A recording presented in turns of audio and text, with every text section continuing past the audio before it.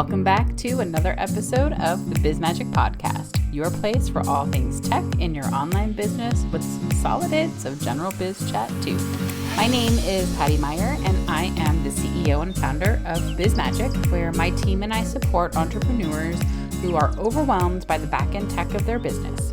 We create, implement, and teach the tweaks that help our clients make a bigger impact with less stress.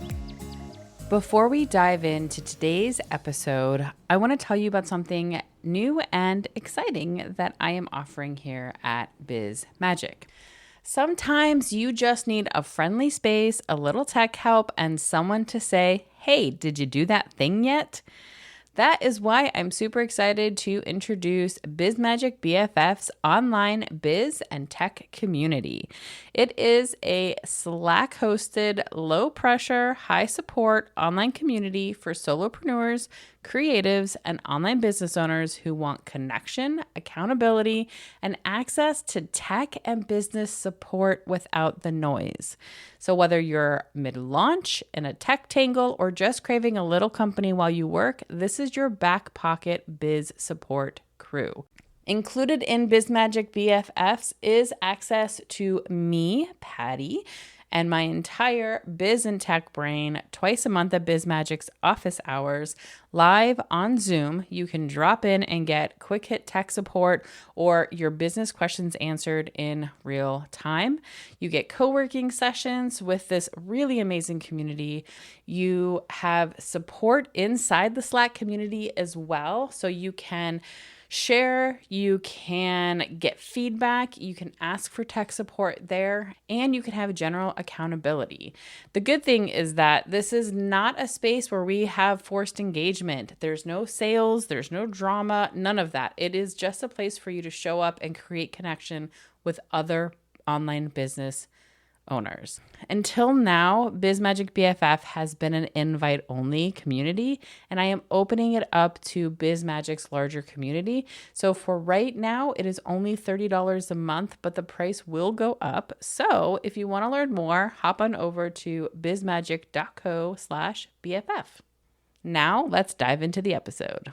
Today, we are digging into something that has been on my mind for a while, and that is the myths we've been sold about online business. Because while the online business world is full of creativity and possibility, it's also full of a lot of noise. Advice that gets repeated without much nuance, strategies that get sold as proven systems, quote unquote, but they leave out the messy middle and the myths. So many myths. And I get it.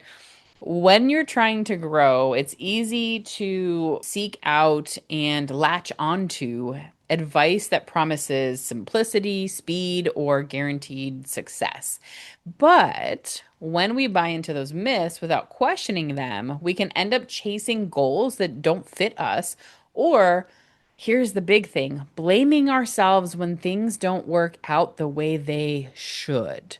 So today, I want to walk through 10 of the biggest myths I see in the online business space and what I've learned from, I guess, busting each of them, either personally or with my clients. So this episode is all about permission, clarity, and coming back to center. So let's jump in. Myth number 1, passive income is the goal. I know that you've seen ads that are out there of a laptop on the beach or somebody sipping a cocktail, and there's a headline that says something like, "I made $100,000 in my sleep." And passive income can be part of your business model.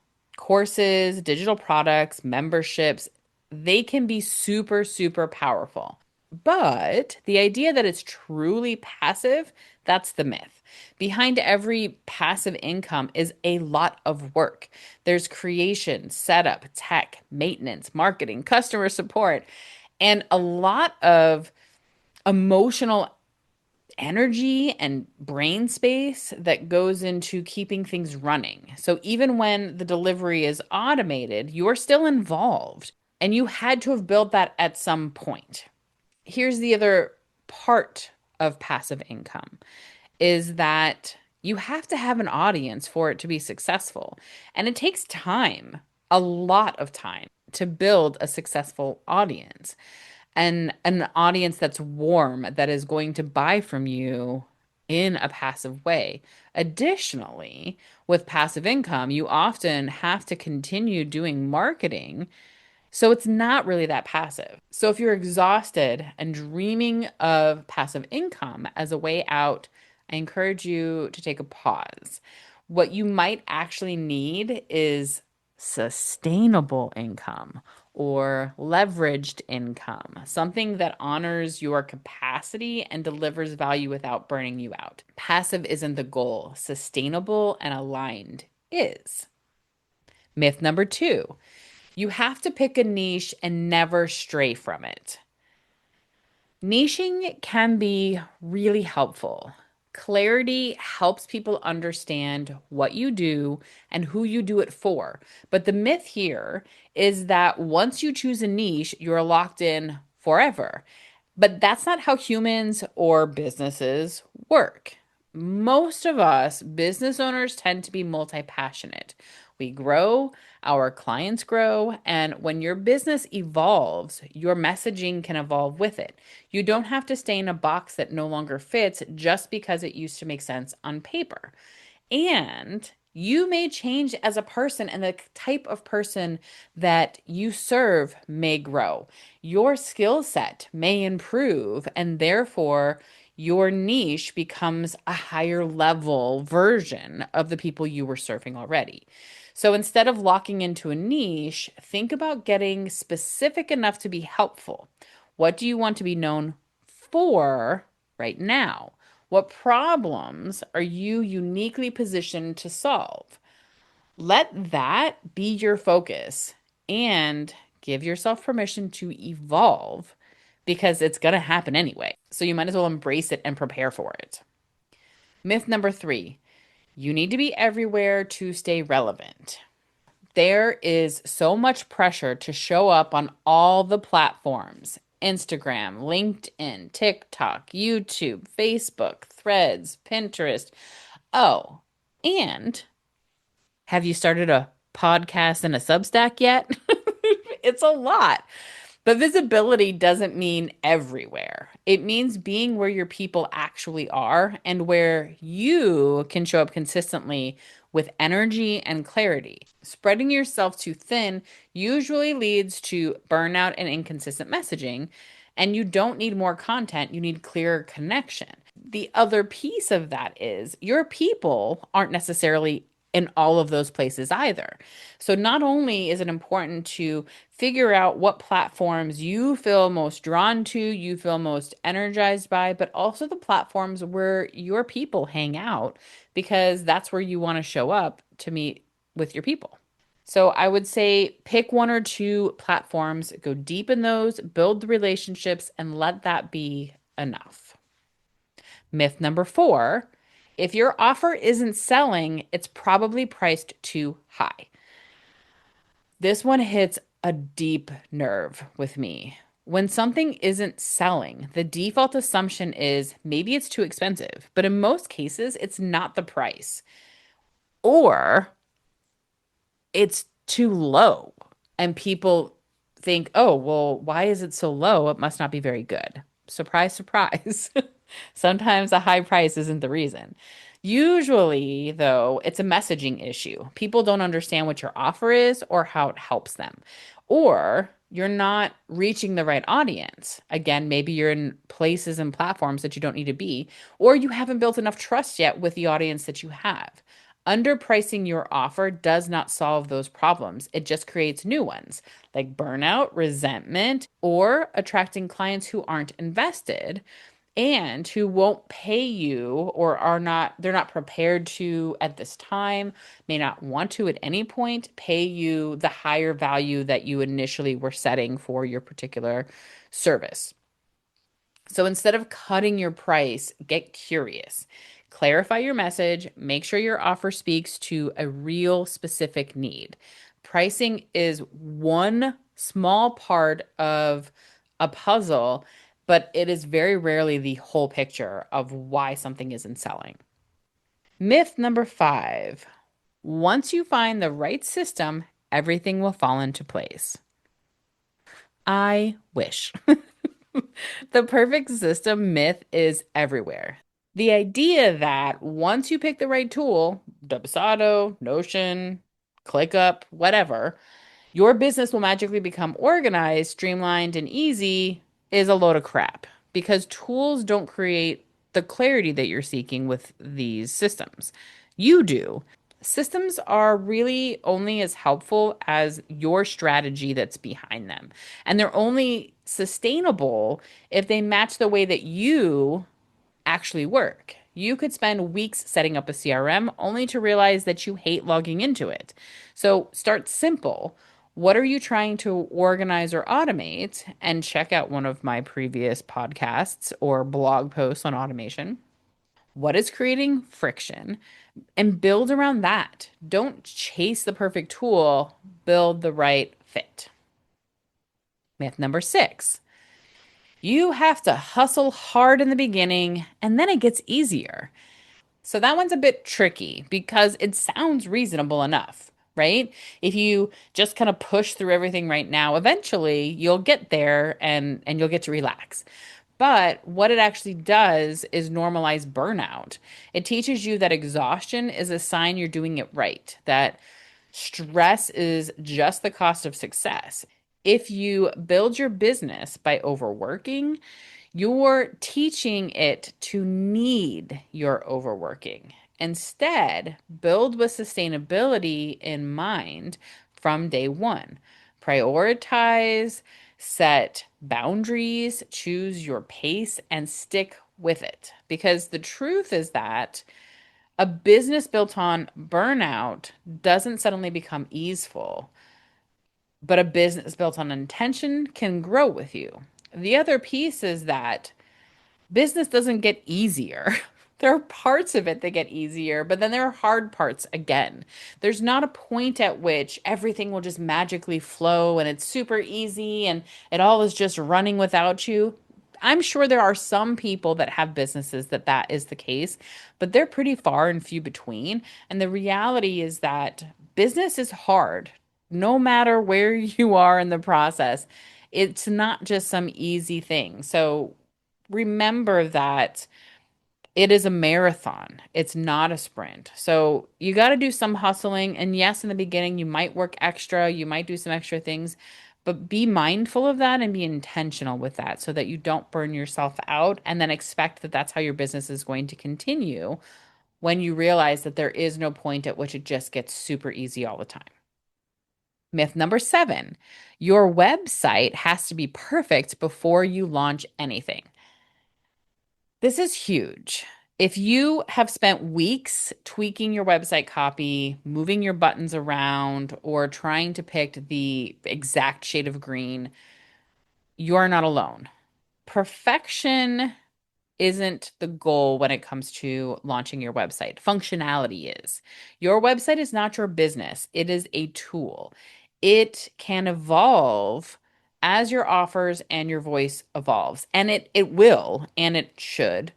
You don't need a 5-page site with branding, photos, and testimonials before you start making money. Sometimes a simple landing page or a clear Google Doc can do the job while you're getting all your ducks in a row. So don't let your website become a delay tactic in getting you started. Share your offer, serve your people, and then you can go back later and clean it up and fix it up. And I think I want to build on this also for just a second and say that in general, started is better than perfect. We will likely never get to a point where we are 100% happy with anything and everything that we do. If we wait for that, it's really just an excuse for us to keep putting something on hold, likely because we're afraid of starting it. So just start it.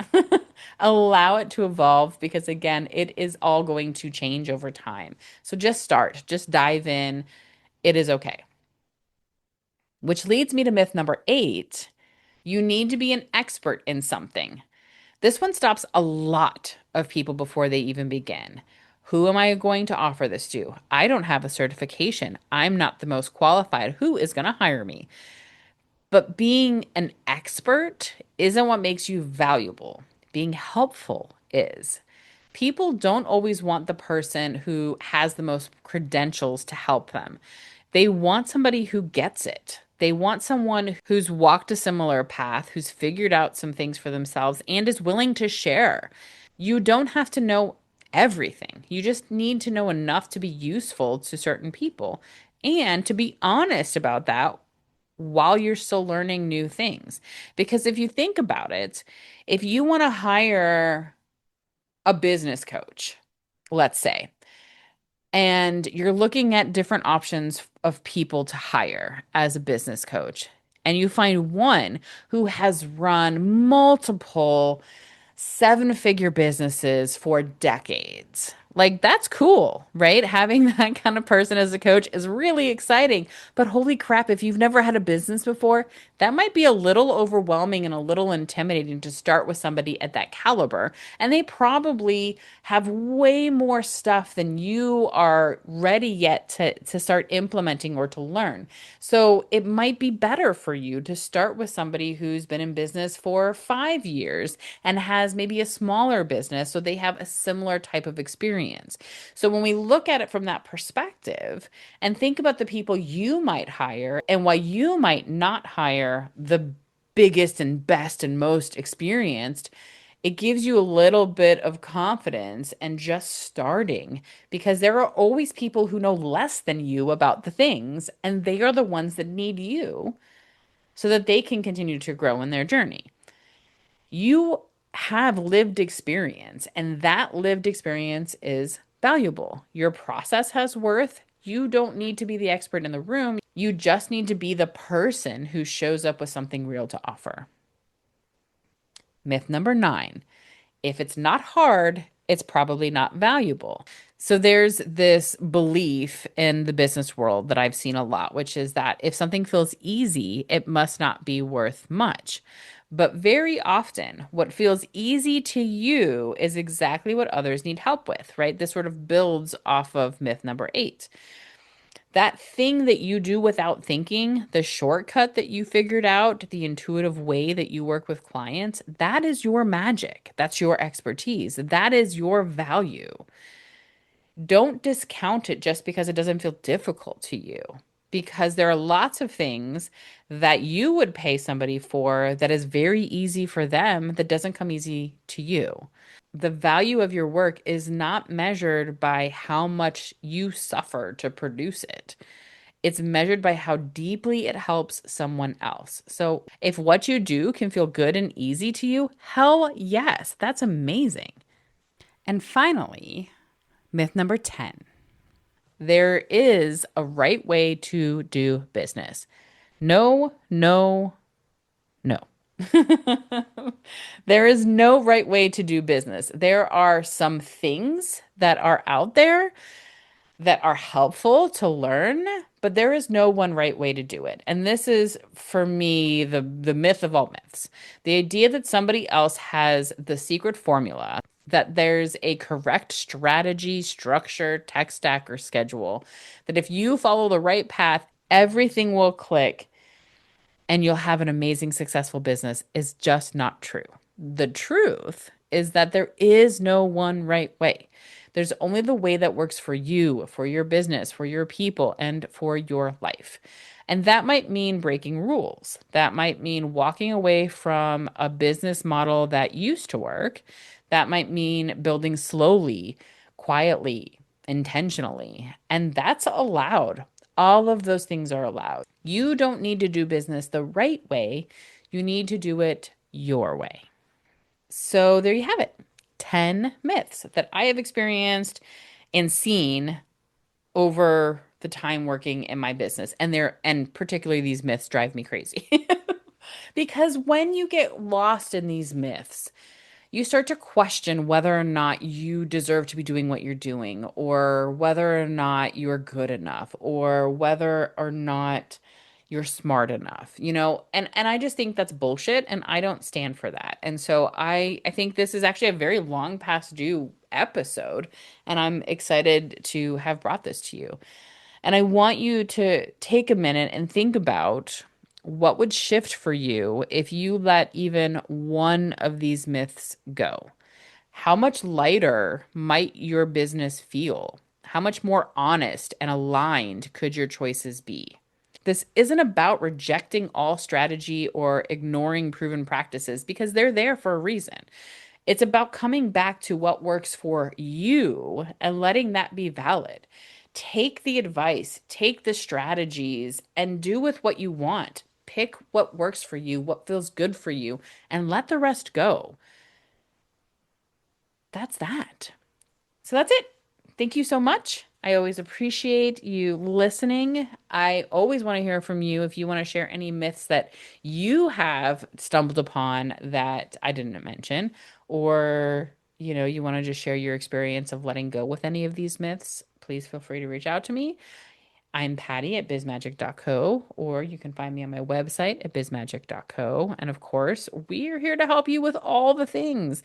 And I would love to work with you in a capacity that makes sense. So feel free to reach out at any time. And I look forward to talking to you next time. Thank you for listening to another episode of the BizMagic podcast. Like most small businesses and podcasts, we rely heavily on word of mouth. So if you like what you heard today or in any episode, please share with your friends and colleagues, and rate, subscribe, and comment on your favorite podcast platform. Till next time, cheers to your magical biz success.